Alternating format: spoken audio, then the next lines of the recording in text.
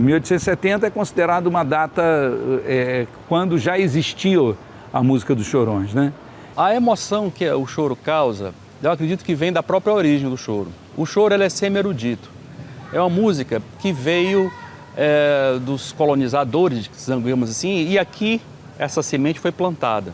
O choro antigamente, eu acho que até na época do Pixinguinha, dos virtuosos, do próprio Joaquim Calado, que era um virtuoso, eles eram músicos assim especiais, né? Então, eles tocavam bem livre, bem à vontade, né? O choro nasceu aqui, né? O choro agora é patrimônio nacional, mas ele nasceu aqui no Rio. O chorinho, se falar da origem do choro, vários textos, artigos colocam como sendo o Rio de Janeiro. O Rio de Janeiro realmente foi um cenário, mas vieram várias pessoas de lugares diferentes, de regiões diferentes do Brasil. Os anos 40 e 50, com as gravações do Jacó, do Pixinguinha, com Benedito Lacerda, para mim foi o ápice, né? O Regional do Canhoto e o Época de Ouro. A partir do machixe, a Chiquinha e o Joaquim Calado começam a compor choros. O chorinho acaba sendo minha vida, né?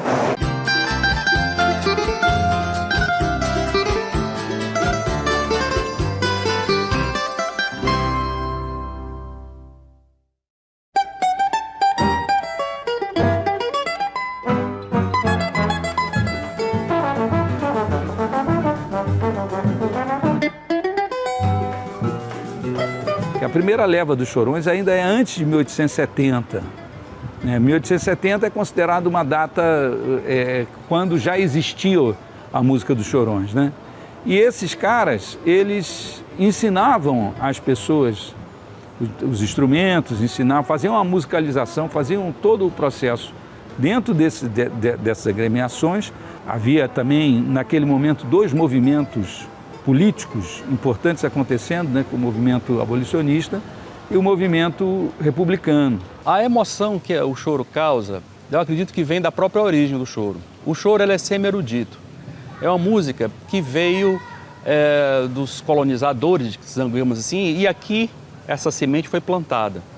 E em parceria com as várias raças que aqui vieram, raças escravizadas, por exemplo, também, os índios, os negros, então se miscigenou, se formou, e essa cultura, como uma resposta a essa cultura, essa grande miscigenação, surgiu o choro como uma grande resposta. O choro pode ser entendido como um conjunto de danças, um conjunto de gêneros musicais, como machixe, uma polca, como samba-choro. Você vê que existe uma mistura, samba-choro, samba-polca, tango brasileiro, então assim, polca-londu.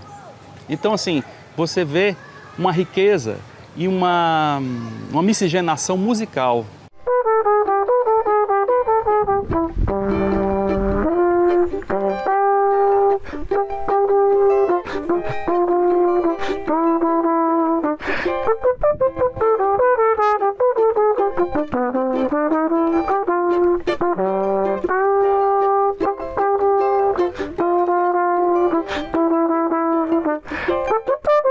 O choro antigamente, eu acho que até na época do Pixinguinha, dos virtuosos, do próprio Joaquim Calado, que era um virtuoso, eles eram músicos assim especiais, né? Então, eles tocavam bem livre, bem à vontade, né? Essa coisa do choro que já vem lá de 1870, né? Isso sempre existiu, aquele músico que toca o choro mais dentro do conceito, bem, né, melodia, primeira, segunda, terceira, sem improvisação, sem um movimento maior em relação a deslocar o tempo da música. Mas lá já existiu o Joaquim Calado e o próprio Pixinguinha era assim.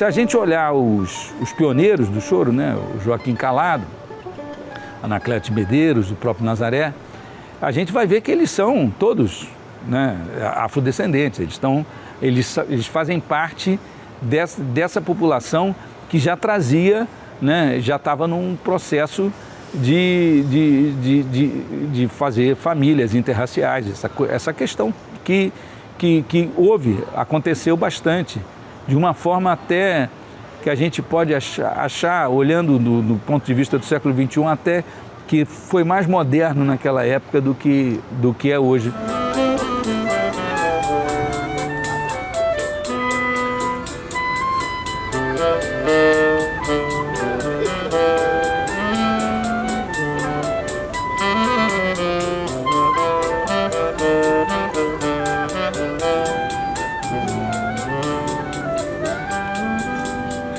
O chorinho, se falar da origem do choro, vários textos, artigos colocam como sendo o Rio de Janeiro. O Rio de Janeiro realmente foi um cenário, mas vieram várias pessoas de lugares diferentes, de regiões diferentes do Brasil. Entre essas pessoas, a importância da tia Ciata, que é uma sacerdotisa do candomblé que veio da Bahia, migrou da Bahia para o Rio de Janeiro, e na casa da tia Ciata, várias desses músicos frequentavam a casa da tia Ciata, Pixinguinha, Donga. Então, na casa da tia Ciata, eles tocavam também, tinham festas, tocavam chorinho, tocavam samba.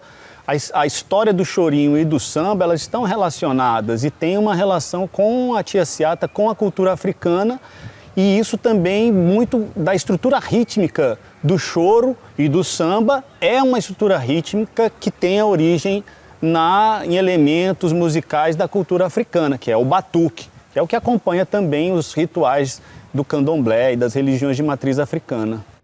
Os anos 40 e 50, com as gravações do Jacó, do Pixinguinha, com Benedito Lacerda, para mim foi o ápice, né? O Regional do Canhoto e o Época de Ouro. Quer dizer, que o Época de Ouro, na verdade, o Jacó começou a gravar com o Regional do Canhoto, né? E numa segunda fase ele criou o Época de Ouro e um trabalho belíssimo, o último, Vibrações, que é um disco referência, assim.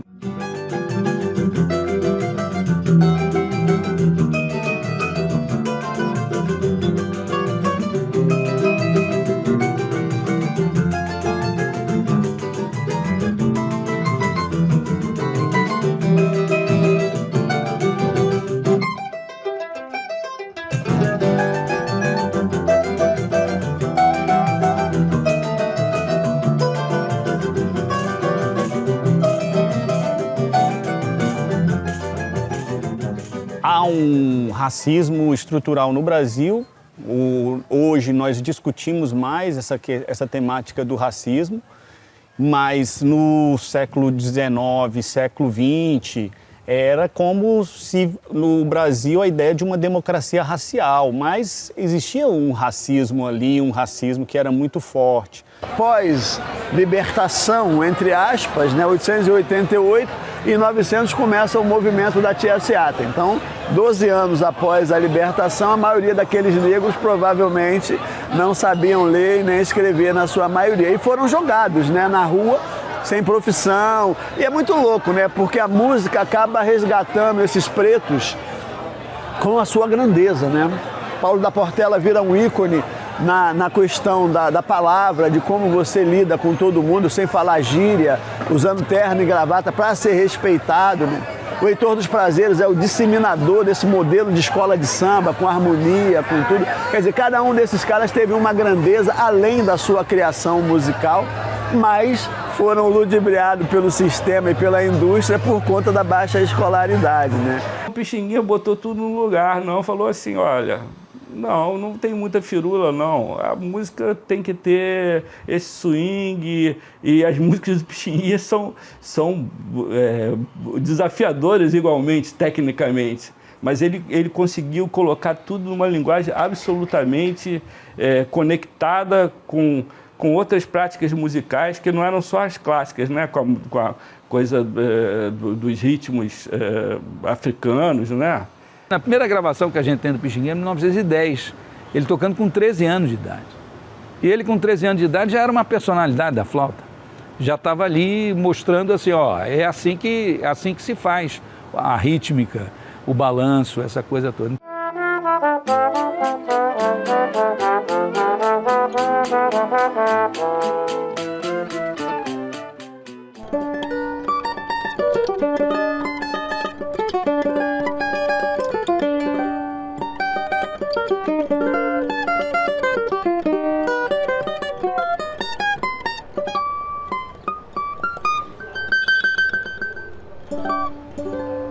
O que aconteceu aqui nessa região, né, que concentrou uma grande parte da população ligada às festas, né, ligada aos ranchos, né?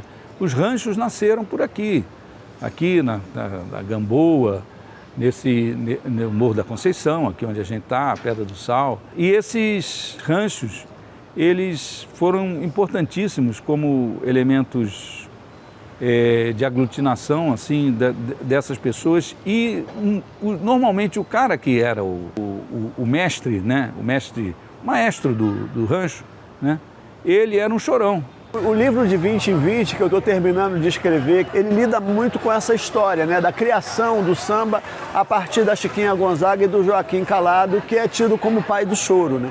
O Joaquim, ele encontra com a Chiquinha em 1870, e aí ele falece em 880, né, já parceiro de Chiquinha, já tinham montado grupos de choros e tal. E aí em 899, a Chiquinha compõe o Abre Alas, que é a música que a consagra como compositora, e em 900 começa o movimento da Casa da Tia Seata. Então o livro conta essas gerações, a Chiquinha e o Joaquim Antônio Calado, né, como a primeira geração, Donga, Senhor e João da Baiana como a segunda geração, que eles vêm ascender em 917, né, quando grava pelo telefone, né, e a Chiquinha abre a SBAT, uma sociedade para defensora de direitos em 916, 17 também, que nasce junto com esse movimento do samba no Rio de Janeiro.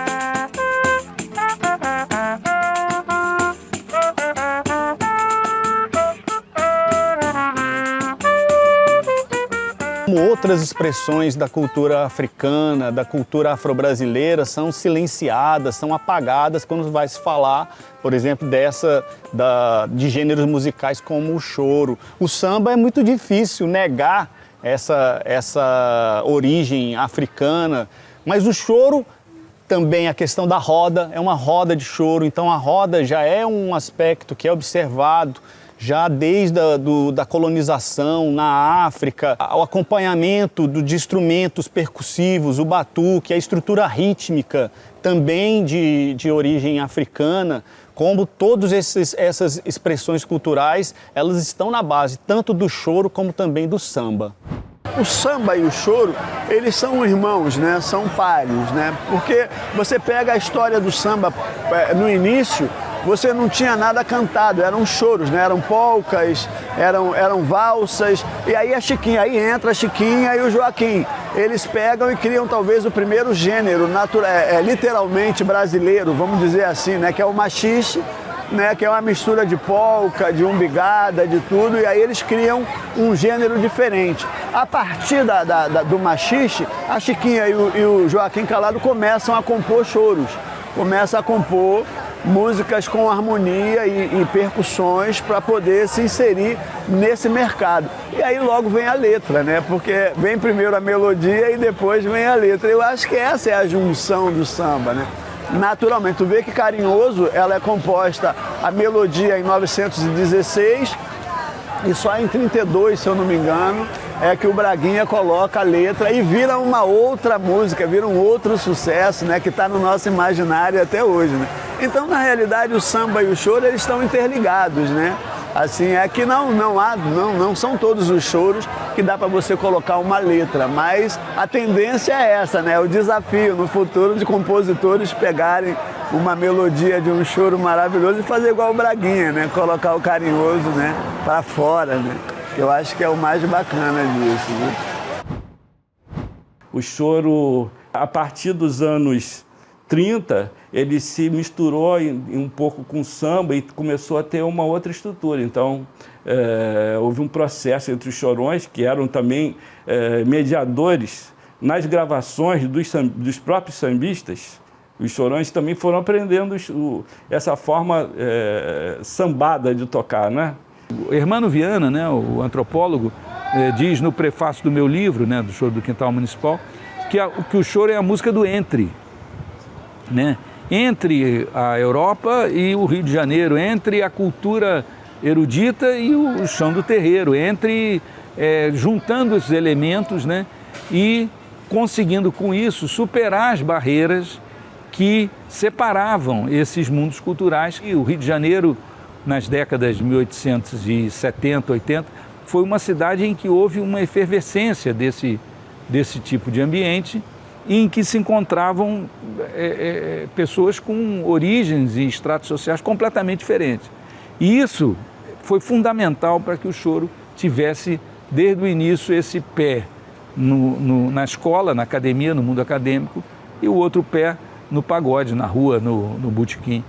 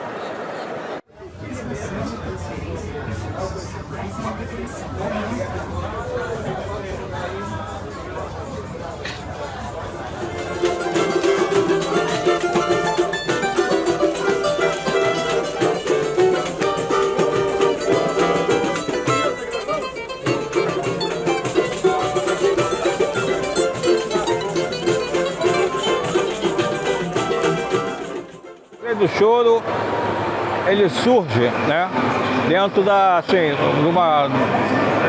inspirado no trem do samba, né, que o trem do samba sai no Dia Nacional do Samba, que é dia 2 de dezembro, e o trem é 23 de abril, que é justamente que foi consagrado o Dia Nacional do Choro, o aniversário de Pixinguinha, né, e também é o Dia de São Jorge.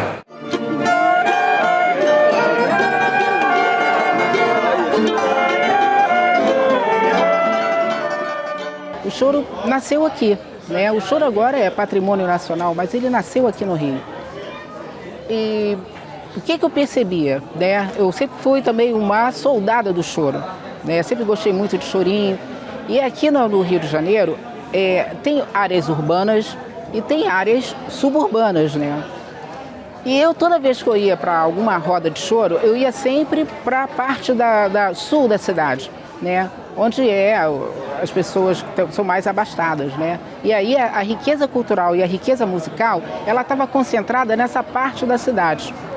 Não se comemorava o Dia Nacional do Choro, não se comemorava o nascimento do Pixinguinha, né? A tradição aqui no Rio, dia 23 de abril, era sempre São Jorge, festa de São Jorge.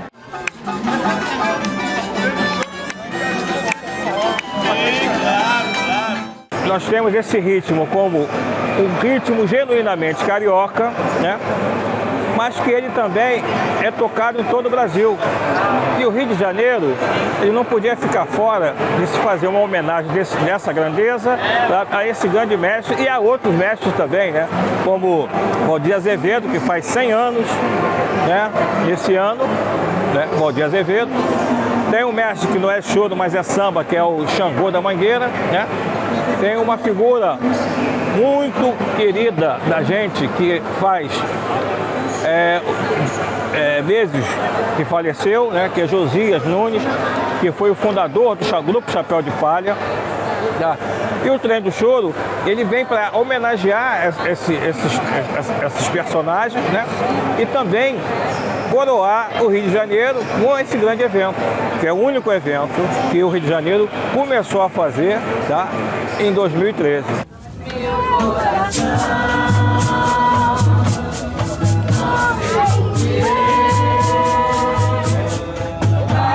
Então, o Trem do Choro, ele veio dentro dessa concepção, né, de voltar, retornar, né, para fazer um passeio nesses quintais de subúrbio, né, porque passa por várias estações, vários quintais, e retornar e voltar aqui para o subúrbio.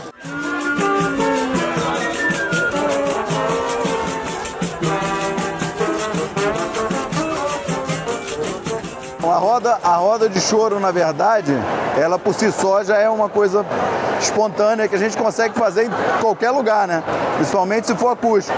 E dentro do trem tem essa novidade de conseguir se equilibrar, lembrar da música e tocar dentro do possível, né? Mas é bem bacana, eu acho que quem nunca foi precisa ir para aprender como é que é.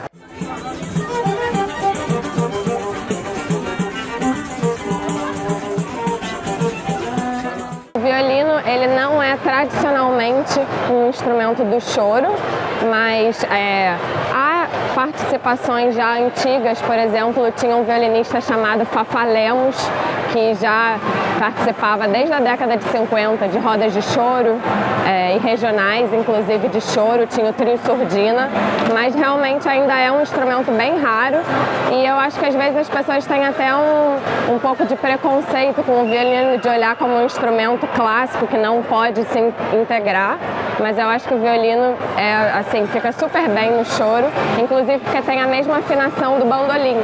Então os choros que são escritos para bandolim ficam muito bem no violino, acabam sendo bem violinísticos.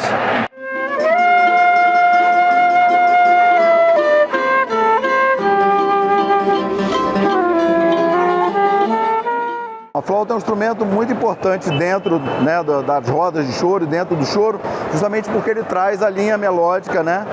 E normalmente expõe todo o tema do choro, né? Também a improvisação, né? E é um instrumento muito fácil de se adaptar às várias situações, os vários ritmos que o choro traz, né? O choro, a gente toca uma valsa que diz que é choro, a gente toca um lundu que diz que é choro, quer dizer, na verdade essa maneira de tocar cai muito bem na flauta. Então a flauta é um instrumento, assim como o bandolim, mas eu acho que em especial, não é por ser o meu instrumento, é bem bacana para fazer choro por isso, pela versatilidade. Eu costumo dizer que ele tem várias paternidades, entendeu? O Trem do Choro. Eu acho que é por isso que deu certo, porque afinal de contas ninguém é sozinho, né? A gente não faz as coisas, né? Unidos nós somos mais fortes mesmo. E foi isso, entendeu? Então essa realização desse sonho que se concretizou e foi assim. E engraçado que eu tinha sonhado com isso, né? Vamos fazer uma festa suburbana, tá aí, ao trem, né? Que abarca, né? E toda essa pessoal de várias classes, tá?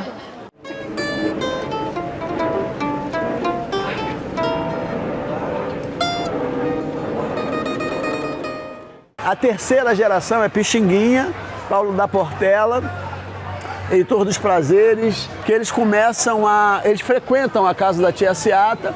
Pixinguinha compõe o Carinhoso em 1916, 17, né, que já é um marco, que é o choro, né, só com duas partes, quando todos eram com três e tal. E o detalhe, né, o de 20 em 20 discute a história do samba, a criação dessa riqueza da obra de cada um compositor o que elas renderam e como esses compositores morreram, né, literalmente na pobreza, né? Quer dizer, renderam na sua obra uma riqueza imensurável e morreram na pobreza.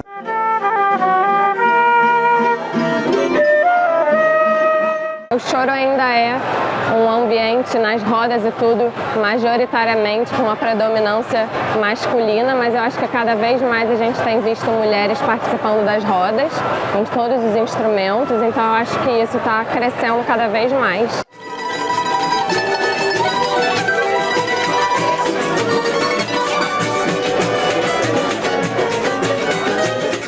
O chorinho acaba sendo minha vida, né? Quando eu comecei a tocar flauta, meu primeiro contato, apesar de ter sido em banda de música, mas foi com o choro. Então, assim, nesses 40 e poucos anos já que eu já toco, é muito difícil eu retratar, mas é minha vida. É o que eu sei fazer tocando flauta.